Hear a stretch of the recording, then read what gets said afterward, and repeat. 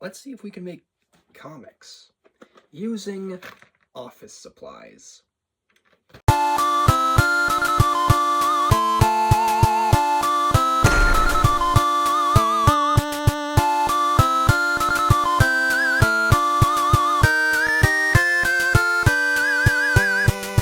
Alright, so up first, the classic, hang on, alright, there it is. HB number 2 pencil. I just read that off the side of the, anyway. And this is just a sheet of watercolor paper. And good. It is showing up good. Anyway, you just recommend holding it like this for more control and just using your whole arm. You can also do stuff like this for more texture. But you could also do hatching and cross hatching. I still need to work on that. But yeah. Number 2 pencils. Anywhere at any office supply store, back to school section, pharmacy, that's where I got most of the other supplies. Or you may just have a few lying around. Okay. Up next, what's his name? Daniel Warren Johnson special. I think he has this in a Proco video. The Bic Crystal Ballpoint.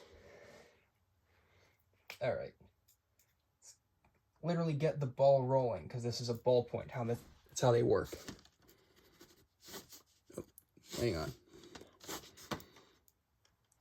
I think those are in the wrong color. Are they?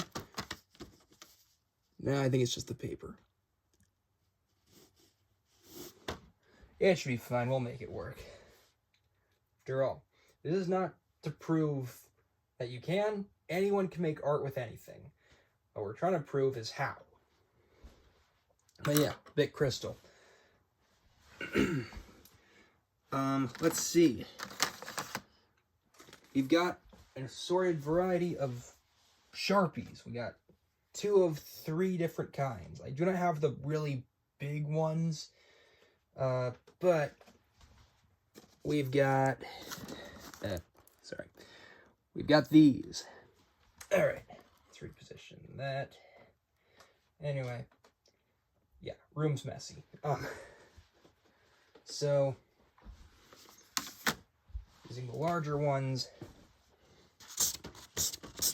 we got that. It looks dry, but that's just because this is watercolor paper. It won't bleed through. I could have just used note cards. I could have just used printer paper. Oh well, what's done is done.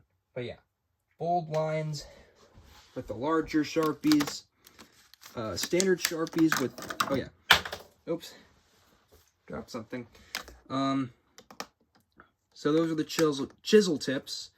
Then we've got the fine points. These are the standard ones you see everywhere. They taper off pretty nicely.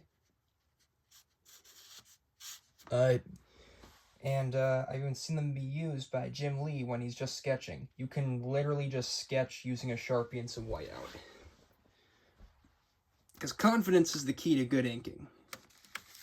If you ever look at the works of Kim Jong-gi, Yoji Shinkawa, or Kim Diaz-Holm, the mentality is not necessarily... Well, they are drawing from imagination, but they're also drawing from experience. The experience is that as an inker, you're inking pencils. But when you have your own ideas, you can skip the pencils if you're used to inking anything. And when you do that, you can essentially ink pencils that only you can see. Okay, but of course, if you need a liner, we've got the ultra fine point Sharpie. Does this have a measurement on? It doesn't matter. We'll make it work.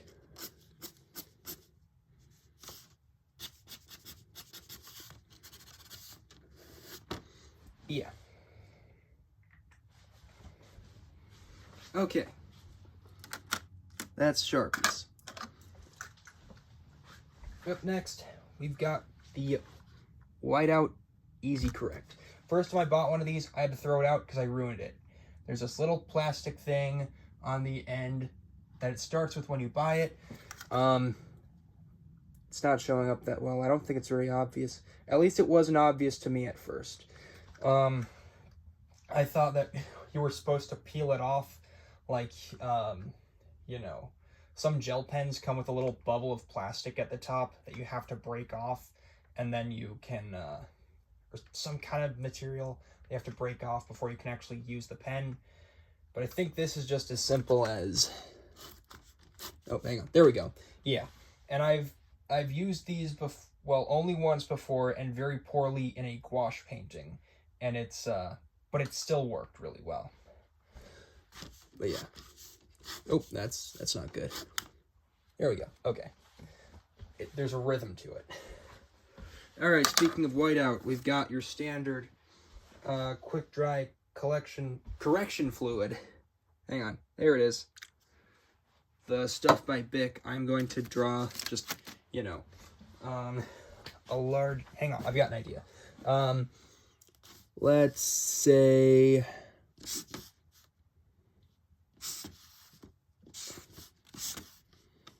And then... Yeah. That already kind of looks like an eye. There's already 2 highlights. But let's say we wanted more highlights. In that case...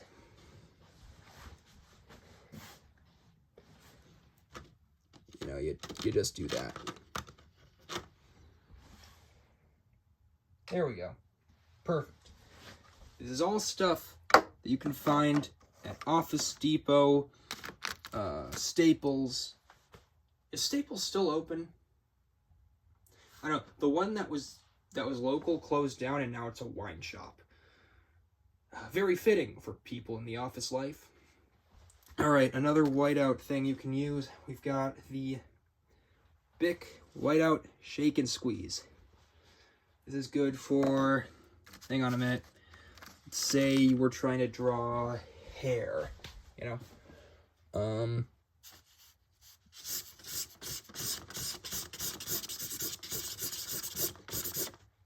You want it to make it look just a little more like, you know, a little bit more thin. Okay, let's see. Shake well before use, remove cap, push down firmly on the tip and squeeze barrel, and use just like a pen.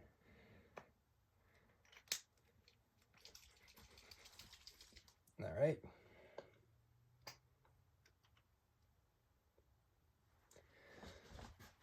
Now let's see how this works.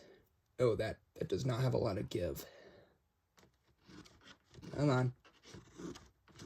Oh, that is not working the way I want it to. We will figure something out. But I'm glad this exists. I might find a use for it. I have some gel pens that I got at Michael's. They are not very opaque. But we've got other stuff. Okay, what else do we have? We've got one of these pencil sharpeners.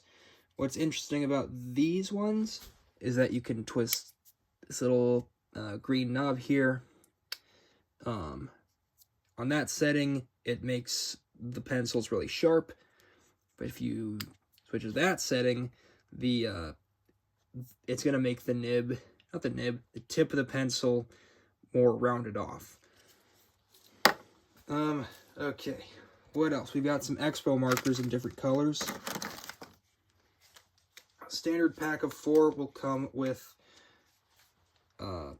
yeah, that's about it. Black, green, red, and blue. And these are, you know, in my experience, they're pretty, vibrant. They're also a little, you know, a little dark. I don't think I've used the blue or the green one before. I've had these markers for a while. Basic school supply stuff. Anyway, last but not least... Actually, before I get to the last but not least... a ruler. You'll need this for grids and, you know, just general stuff. It's useful to have. Okay, finally we got highlighters. Now here's the interesting thing. Without the orange one, you've got cyan, magenta, and yellow. Combine that with black, and you have the 4 colors that older comics were printed in. If you're working digitally and you plan on printing out your comics, make sure you switch the setting to CMYK so that you can see what the comic will look like when it gets printed. Yeah. So, early comic book coloring was more of a tactile, more of a technical skill. Tactile is when you is hands-on. Technical is when there's technique, knowledge involved. Actually, I want to see how these colors work together. So let's see. That's okay, that's showing up pretty well on camera. Okay, so there's yellow. We've got magenta. Try and do some kind of like color wheel or something, just to see how these mix in. We're kind of washing out the yellow, but the cyan and the magenta are blending pretty well into something that looks kind of just like a really dark purple. I'm getting a little bit of green from the cyan and the yellow, but that's about it. Sorry, I have the camera. It's an iPad mounted on a chair, and it keeps swiveling. But yeah. Do I recommend just going out and buying office supplies if you're gonna make comics? No. I actually recommend investing in good drawing supplies. But if this is what you have, I'm trying to show that this is an option. This is an option, basically. Because if you're actually going to be working in comics, they might have you using one of these. Huh? Don't mind me. Just showing off the G pen that I use for drawing manga. That's not true. I rarely use these. But, you know, something worth looking forward to. Anyway, let's start deciding what to draw. Okay, so I set up this background so that you guys wouldn't see how messy my room is. But what I'm going to show you is that I made some thumbnail sketches. So I started off thinking, let's make just a full-page illustration. So, vampire with a castle in the background. Something I noticed about using a wooden pencil for the first time in a while is that when it stops being, you know, really sharp, it starts to feel kind of greasy almost, and you have to sharpen it more. But, of course, there we go. Yeah, it wasn't doing that at first. So yeah, vampire, moon, castle, maybe a landscape, hair, flowing cloak. I noticed that when I was trying to figure out his eyes, they looked really, well, they look really geometric right now. And that kind of reminds me of like the Snow Queen from that one Soviet animated film that inspired all of Studio Ghibli. So yeah. Also interesting design elements. Things to keep in mind. Pointed ear points up, pointed nose points down. You can actually do the opposite with this. Basically, an interesting thing you can do in all of your art is to take one detail or just like one shape from one side of the artwork and then have it be mirrored somewhere else. So, I could take this rhythm, defining like the eyebrow, and then maybe the bottom of his chin kind of has that same shape, you know? But yeah, also when drawing the crescent moon, don't just go like this, because then that's going to happen.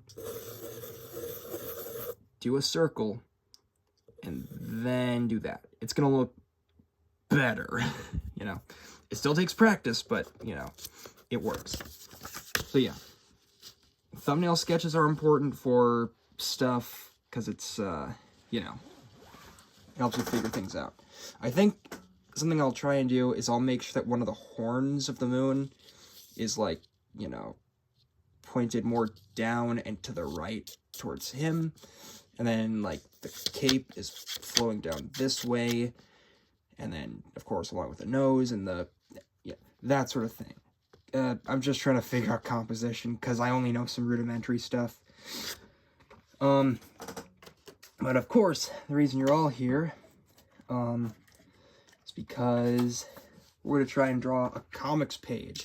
Just a simple 3-panel layout. This is using a character I created called Theodoric, and he's fighting some snake people. Another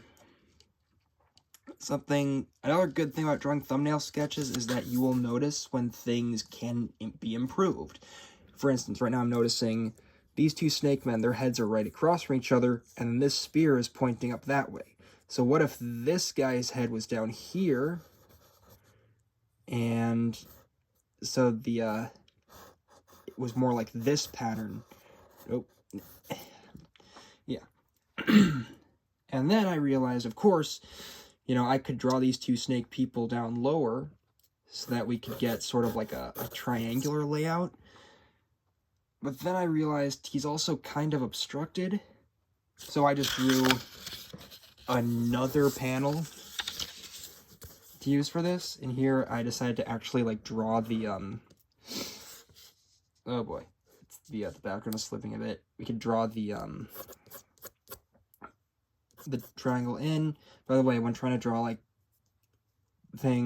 tubes and foreshortening, don't just do this. Try drawing something like this, like a coil. There's a great video on that technique. And then, yeah.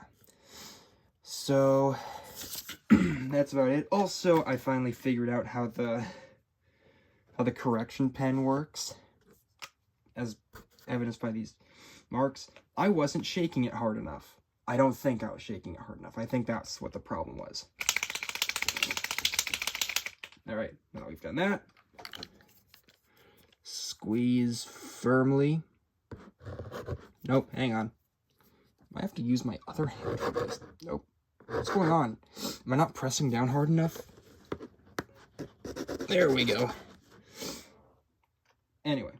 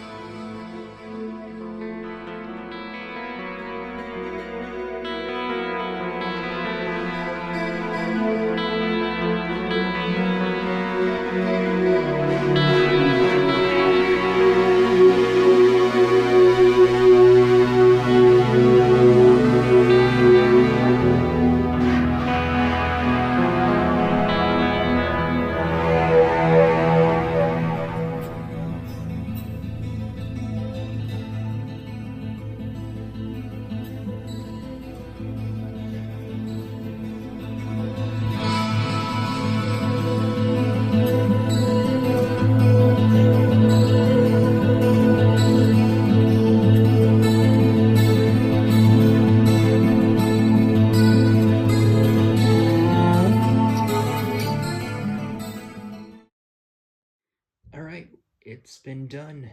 We've made this illustration of a vampire and a full 4-panel comic spread, basically. So does this answer the question that, can you make comics and illustrations with office supplies? Well, you can't find this stuff at an office supply store. You could use poster board, which you can find, but this is Bristol board. So, for one thing, I would recommend that if anything, get some good quality paper first, and then worry about everything else. Another thing is that, this experience was actually really humbling for me, especially this one. I mean, look at the anatomy in this arm. That does not look right. Look at the... I mean, I'm pointing out stuff that a lot of people aren't going to notice, but a lot of people will notice it, and it just feels weird to not point it out, so... it's... So I don't think my skills are at a level where I can prove anything otherwise. But that's kind of the whole point of art. A lot of people like to look at skill, but the legendary Frank Frazetta said that the whole point of art is just to make something new, to make something original. And I think that's the actual problem with a lot of, contemporary modern art. You look at, the early modern art movements, Expressionism, Impressionism, Cubism, and those were radical because of when they came out, especially considering when they, where they came out. Expressionism started in Germany and got really popular in the after the World War I, because Germany's future looked really, really uncertain. And considering what happened,